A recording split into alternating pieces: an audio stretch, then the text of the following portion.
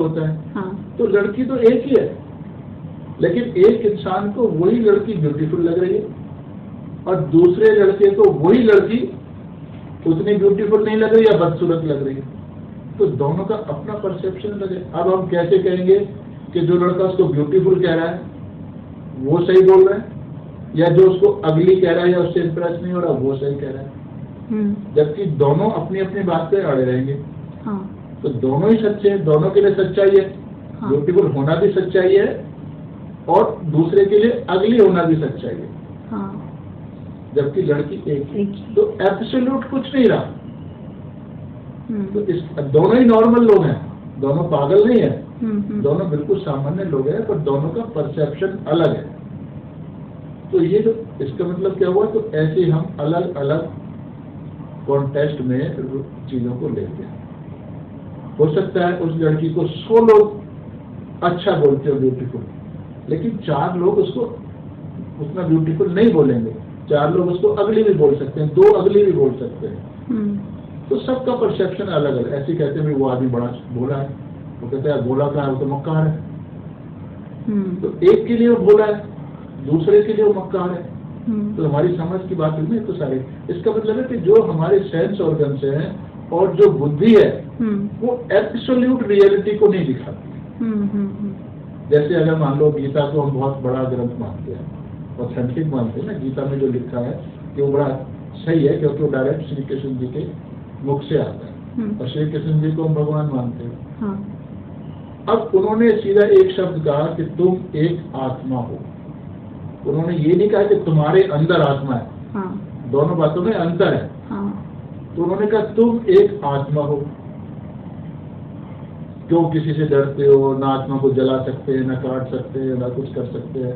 अगर हम आत्मा है तो हमें भी जलाया नहीं जाता, और जलाते भी जलन हो, टच होते ही गर्म चीज तो हम तो जल जाते हैं। हाँ। तो अब हम सही हैं या कृष्ण जी सही है?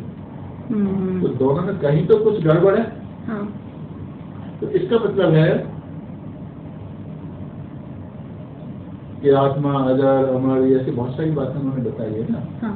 तो इसका मतलब है कि हमें तो ये लगता रहता है कि हम इंसान हैं, स्त्री है, पुरुष है, अमीर है, गरीब है, हम इस जाति के, उस जाति के, अनपढ़ हैं, अमेरिकन है, हिंदुस्तानी है, हम तो इस तरह से आइडेंटिफाई करते हैं।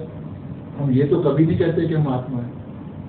इसका मतलब हमारी चेतना में सत्य है ही नहीं कि हम आत्मा है, हमें तो इंसान नजर आता है। तो इसका मतलब है कि हम जब एब्सोल्यूट ट्रुथ कि जो श्री कृष्ण ने बताया कि आप एक आत्मा हो, जब उसी को महसूस नहीं कर पा रहे हैं, तो इसका मतलब जो कुछ महसूस कर पा रहे हैं वो सारा का सारा ही झूठ है।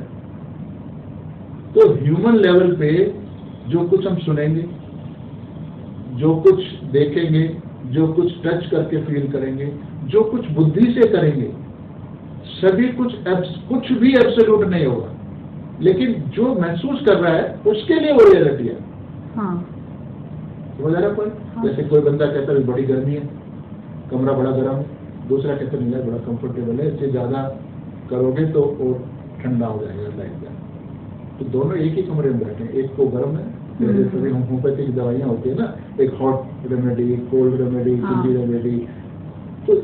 तो अलग अलग लोगों के लिए ना उसी वातावरण में एक को हॉट लग रहा है, उसी वातावरण में एक को चिल्ली लग रहा है, तो दोनों का डेल्यूजन हुआ ना, वो कहेगा गर्म है, वो कहेगा ठंडा है। तो आप किसको मानोगे?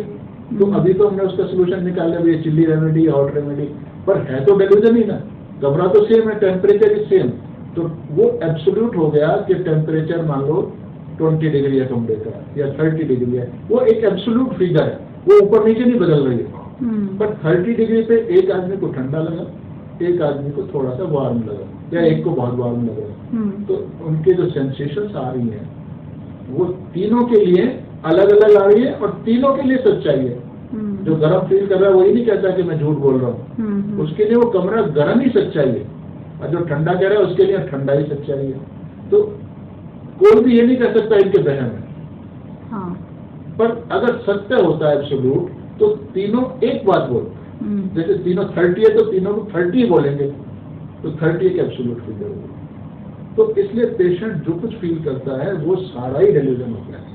जैसे कोई कहता है मैं बड़ा अमीर आदमी, मेरा उससे कॉन्टैक्ट, अगर किसी का एक पड़ोस के गुंडे से हो जाता है कॉन्टैक्ट, तो वही अपने आप को 30 मार्क का समझने लगता है। लेकिन किसी का अगर प्राइम मिनिस्टर से भी बहुत अच्छे संबंध है तो वो भी बड़ा हम्बल होता है, वो अपने अकड़ के बात नहीं कर रहा था। तो उसका ये है कि भाई मैं गुंडा है तो मैं भी बहुत पावरफुल हो गया। लेकिन एक का प्राइम मिनिस्टर से संबंध है तो वो कहता है कोई बात नहीं, नॉर्मल है। वो हम्बल वे में बात करता है, उसको लगता नहीं कि मैं बहुत स्ट्रांग हो गया हूँ।